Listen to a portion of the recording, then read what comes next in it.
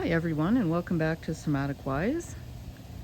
I thought I would do a really long overdue update on this little urban biodiversity oasis that I've started here in my backyard. The front yard is all native plants to support biodiversity, which is in collapse, especially in urban areas, but all over. And critters depend on the plants that they've known and loved and grown up with for thousands of years. Back here, we've got a bunch of organic gardening, soon to be permaculture, because I'm going to start permaculture design training in the fall. So, what are we looking at? This is my blackjack fig tree, and I am just waiting for these figs to ripen. There's so many of them, but we've had a lot of coastal fog, and so I think that has slowed down their ripening. Nobody I know locally that has a fig tree has ripe figs yet.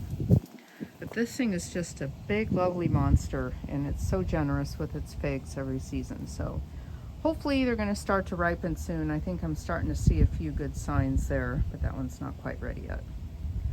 So we have a fig tree, lemon, orange, little baby lemon, plum tree. I lost out this year. The squirrels got all but a handful of them. It was so frustrating. But the plums are fabulous when you can get them. I've got a couple of avocados here. Again, the squirrels are really devastating. I don't know what I'm gonna do about that. Banana tree in the back. Bunch of trimmings from the yard. We do chop and drop because that preserves soil. It keeps the organic material on site so it can degrade back into soil. Keeps the soil cooler, more free of weeds.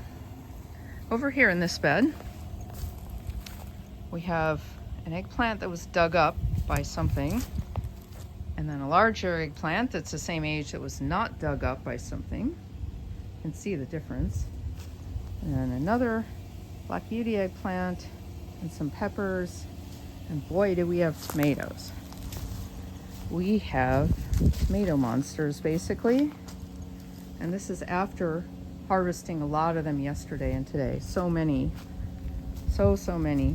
They just love it here. And in this bed, we've got some chard, mystery squash, some kale, parsley. I think we've got some celery that we put in yesterday.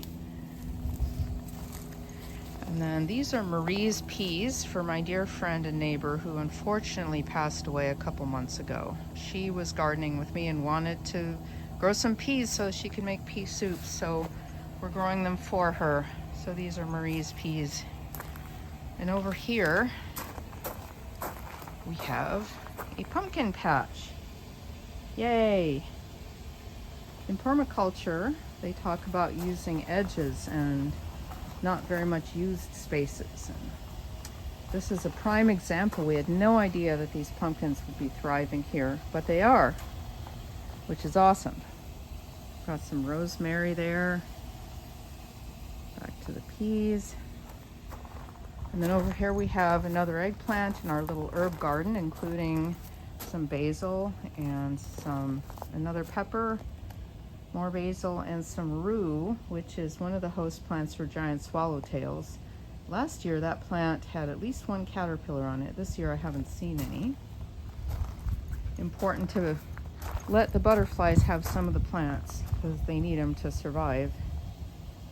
These are zucchini, or they will be. This is something called Chinese spinach, which I haven't tried before, and some beets. And then we've got, oh, these are super cool. These are collard trees, and apparently they get to about 6 feet tall if you let them. There's two different varieties. I just heard about them from an acquaintance, so I'm just starting to grow them. And they're perennial, which means they last multiple seasons. So hopefully they'll be pumping out lovely collard leaves or collard-like leaves for a long time. And I've got some peppers, and I keep both tropical and locally native milkweed, which is the narrowleaf. The reason I do both is because I've seen that the tropical actually performs a lot better in terms of the amount of monarchs it produces. I've got the narrowleaf both in pots and in the ground there. But if you keep tropical in California, it's super important to cut it back regularly so that that fungus doesn't build up on it. If your blossoms look like that, chances are you got tropical.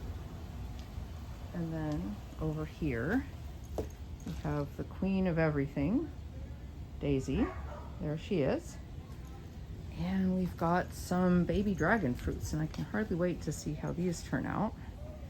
Hopefully in less than a year we'll have some fruits. They're just rooting and starting to take off.